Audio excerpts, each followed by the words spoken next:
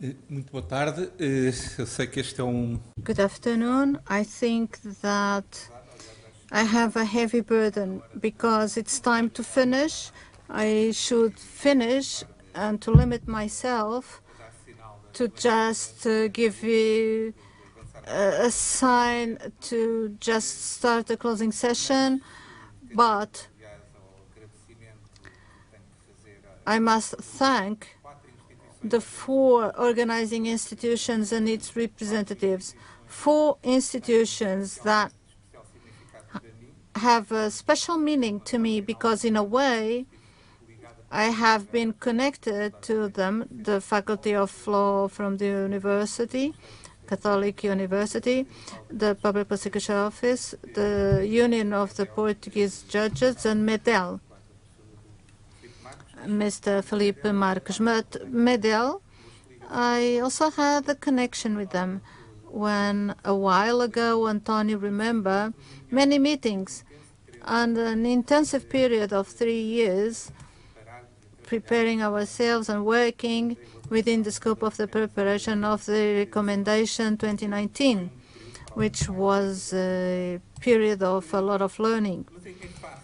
But given the previous speakers, at least I will feel comfortable to just give you a less optimistic approach and to also maybe disconnected from the dimension of what I think there is a consensus, which is easy and safe within the scope of an audience of such as this one, regarding some critical points and also some problems regarding the challenges in a segment not only from the Council of Europe, but from the European Union, centered or focused on the Public Prosecution Office. So, having in mind the title of the session, the position of the Public Prosecutor's Office and the need for internal and external independence, we have evidence because the Public Prosecution Office is a European board. So despite the efforts, I think that today we can continue to affirm that this is one of the formal instances of control, despite the formality that exists between the European Union Public Prosecutor's Office. Over the last half century, we have been protagonists of some projects, harmonization of the framework of the European Union. So there is a paradox, an impulse to become a key institution in some harmonization objects in terms of criminal law. On the other hand, national identities with many diversities. This is within or following this complexity and diversity over the last 25 years as a key element of the recommendation 2019 from the Council of Europe Minister Committee and also interventions of the Council of Europe, and namely its institution, the important work that the Consultative Council from the European Public Prosecutors, there was quite a development of the soft law in terms of development of a number of dimensions about the importance of the Public Prosecutor's Office within the scope of the judiciary, and also internal and external independence as an essential element to preserve the integrity of the judiciary as an element as well, a relevant element for the independence of courts, given the functional duty that exists. During this afternoon, yesterday and today's morning panels, the importance of the intervention in terms of effective rules by the Court of Justice of the European Union in matters of integrity of the judiciary statute, namely the statute of judges and courts. My challenge may be, that's why I have a pessimistic approach. We have to consider in this dimension if there is a field and if the Court of Justice, given its case law and also institutional framework, if there is an opportunity to develop not only the soft law, but a number of dimensions that at least in Europe we can also find some consensus, not in others, but in terms of effectiveness, an idea based on rules as norms that can be imposed to the court and then can lead to binding prescriptions of the court by the member states. It's important to underline 2 points. On the one hand, possible general institutional orders, such as public prosecutor's office, and also guarantees that arise from specific duties or obligations from the member states. And here we have, and it was already said, the example within the scope of the European Union of the exercise of certain powers regulated in European instruments such as European warrants, and also obligations arising from other instruments that are reflected in the public prosecutor's office with duties to repress some illicit acts. Greco about the corruption was mentioned, and the weight that a number of guarantees regarding the public prosecutor's office reflect also in those obligations of effectiveness of repression, but also of one that is currently very under discussion and present in the repression of the financial interests of the European Union. We have the second element of the paradox of a public prosecutor's office as a protagonist in reforms within this European framework. So it's important to consider that the guarantees for certain functional universes of the public prosecutor's office cannot be confused with the supposed European levels of a duty of the public prosecutor's office in member countries. In other words, some case laws regarding the European warrants, for instance, that we will be mentioning shortly, will not be will be translated in general parameters for the public prosecutor's office, because many assessment of the national systems by international courts, and this also happens in the case of the European Court of Human Rights, the guarantees foreseen in Article 5, number 3 of the Convention, the guarantees if the public prosecutor's office has judiciary power to make a detention, will be considered in states where those duties or functions are undertaken by prosecutors, public prosecutors, not covered by the national law, by the reserve of the judge. Since these duties are allocated to the judge, there is no problem anymore regarding international jurisdiction regarding public prosecutor's office, because the judge has already the guarantees of judges is no longer relevant, this case law, when these competences are not undertaken by the public prosecutor's office.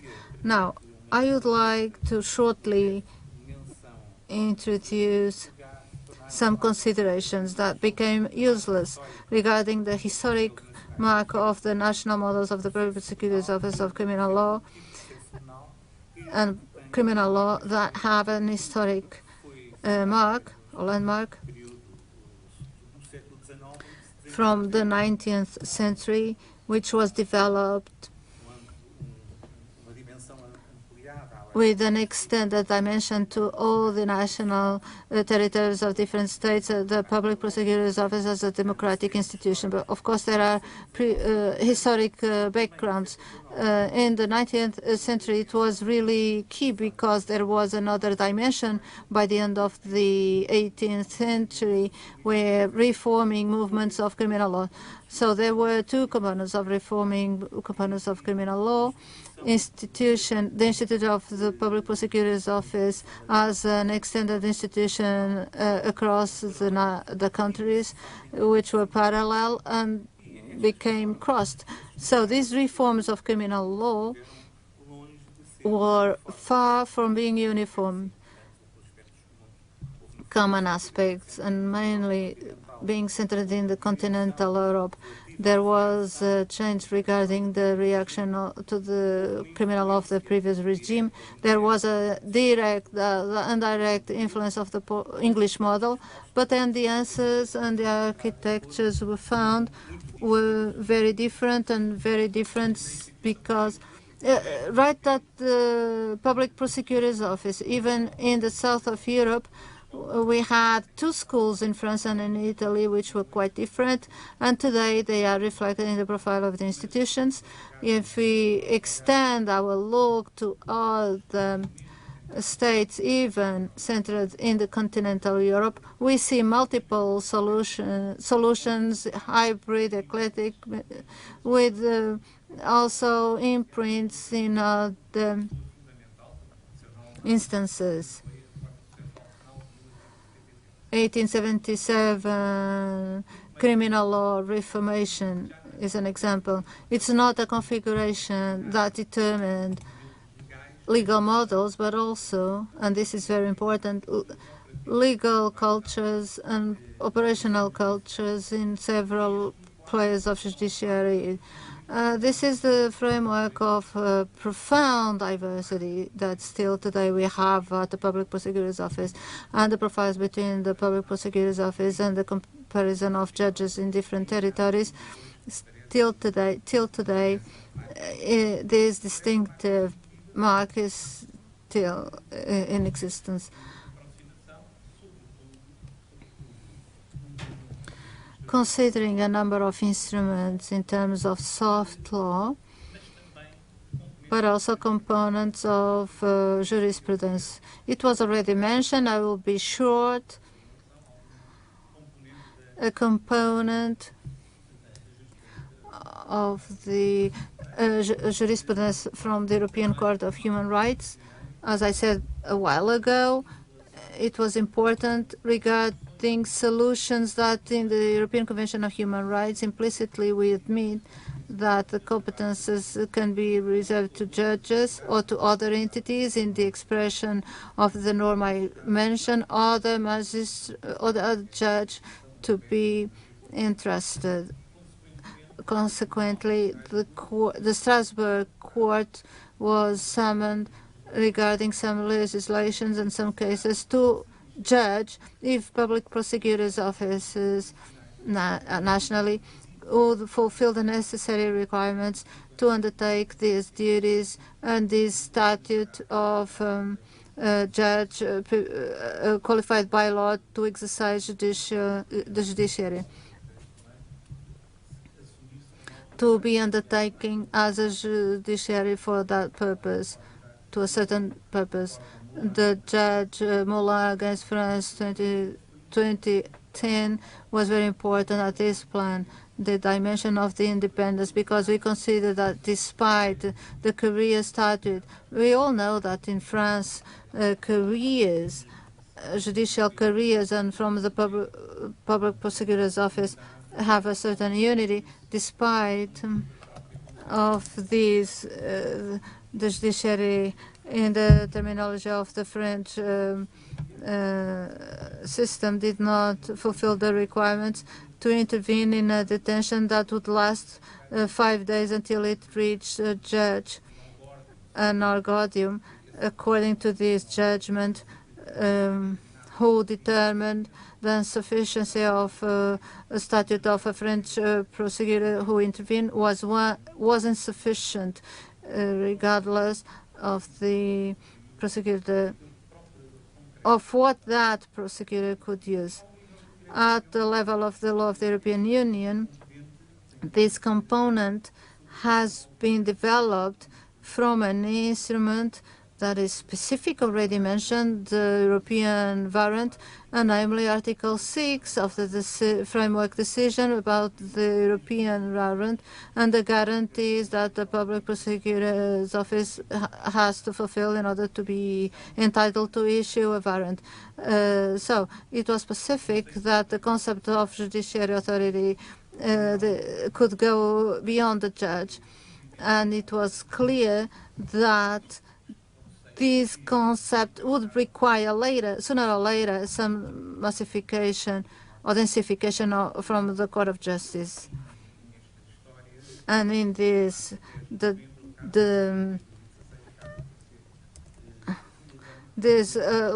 date, 10 November 2016, is relevant. This concept is a concept from the European unit. So it was concluded that in some of the cases related to a Swedish police authority did not fulfill it. It was the other Lithuanian justice system they were not entitled to issue an European arrest warrant, and in the case of a Hungarian prosecutor, he could already include this capacity. So the Court of Justice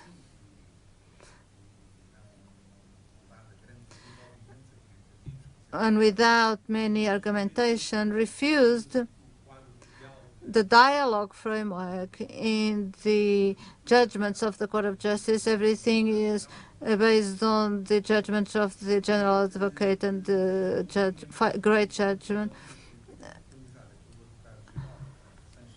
Sanchez Bordona has judged and considered that the issuing of a European arrest warrant should always be entrusted to the judge, and even in the case of the Hungarian prosecutor, should not be considered accepted, should not be entitled to issue an European arrest warrant. The general attorney was also involved in other 3 cases which were subject to judgments, 2 judgments or 2 trials, 27 May 2019. The idea of the general attorney presented to the 3 cases. The institution of the public prosecutor's office does not include the capacity for that purpose. The judgments of the Grand Chamber of the European Court of Justice, in which the Lithuanian Prosecutor General was considered to be a judiciary authority for the purpose of issuing an European arrest warrant. There were other 2 states in the general in Germany, because the identified problem was not of functional nature, but it was of deficit, according to the Court of Justice, of the independence these prosecutors had. However, even in the ruling dated 27 May 2019, some people consider that this could be important. But in this judgment regarding Lithuania, there was the demand was really, it was very demanding, and the public prosecutor's office can really issue a European arrest warrant. But in that case, it will be necessary often in a process of issuing this. In the last stage, in the previous stage, there was an intervention of the judge. If an European arrest warrant is issued by a prosecutor that fulfills the requirements to do this, this is possible only if, regarding the national arrest warrant, it has been an intervention, a decision, or at least an approval from the judge. This is a line that was introduced, and it was confirmed in later judgments, showing that even regarding these partial instruments of the exercise of certain capacities, some deflation of the importance of the previous discussion about the Public Prosecutor's Office as a judiciary authority when they intervene in this duty. We also concluded that there is always necessary the intervention of a judge in the previous stage or phase, showing this dimension